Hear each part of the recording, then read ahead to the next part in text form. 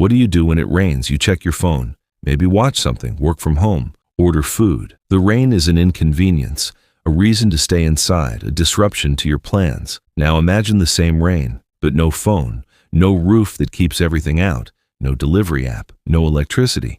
What did humans do for 300,000 years when the sky just closed? The answer reveals something about ancient life that no bone, no cave painting, and no artifact can fully show you. Because what people do when they're forced to stop, that tells you everything about who they really are. First, let's understand what rain actually meant in the ancient world. It wasn't just wet and annoying. Depending on where your group lived, rain could mean flash floods that wiped out camps overnight.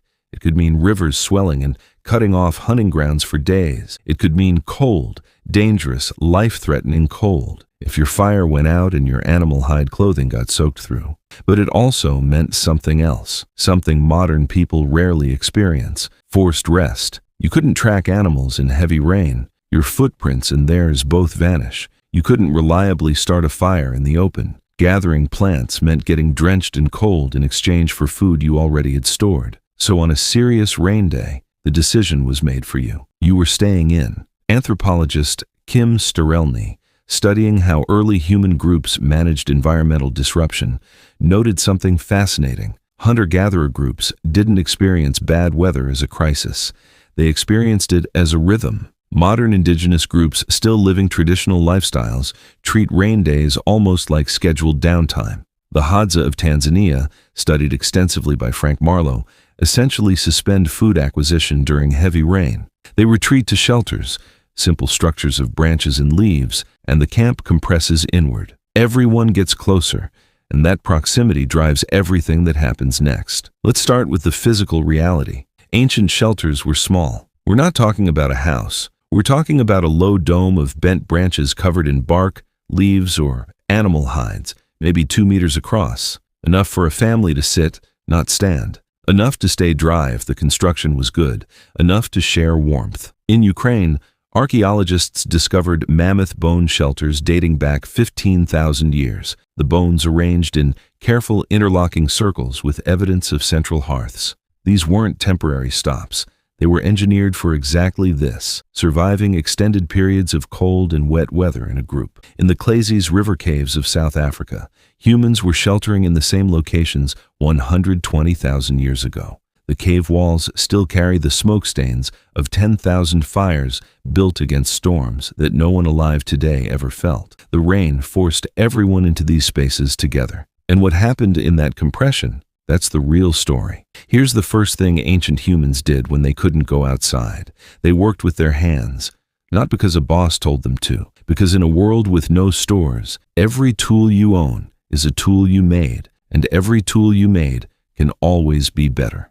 The archaeological record for rainy season camps is dense with what researchers call napping debris, tiny flakes of flint, obsidian, and chert left over from shaping stone tools. The concentration of this debris in sheltered sites compared to open sites tells archaeologists something clear. Detailed toolwork happened inside during downtime. Experimental archaeologist John Whitaker spent years learning to nap flint the way ancient humans did. His conclusion: producing a single high-quality spear point takes 2 to 4 hours of focused, skilled work. It's not grunt labor. It's closer to watchmaking, quiet, precise, deeply satisfying when done right. A rainy day was the perfect time for it. And it wasn't just weapons. Bone needles found across multiple European sites dating back 50,000 years suggest that clothing repair and construction, stitching hides together, was a serious indoor occupation.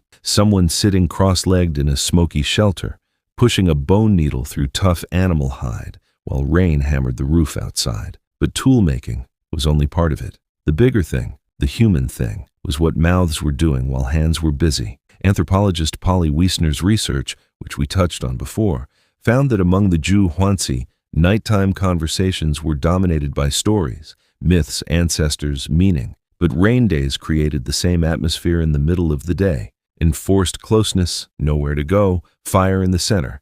And in those conditions, humans told stories. Robin Dunbar, the evolutionary psychologist behind the famous theory that human brains grew large specifically to manage complex social groups, argues that storytelling around confined fires was likely the primary mechanism through which culture transmitted. Not just what to do, but why. Not just how to hunt a mammoth, but what the mammoth meant. Rain days were, in a very real sense, school. Not the kind with desks, the kind where an elder starts a sentence. There was once a man who followed a river he didn't know, and everyone in the shelter leans in. Children learned the world through stories told on days the world wouldn't let them outside. Adults reinforced shared beliefs. Group identity, who we are, what we value, what we fear, was rehearsed and deepened on exactly these kinds of days. And then there were the children. One of the most consistent findings across all studies of contemporary hunter-gatherer groups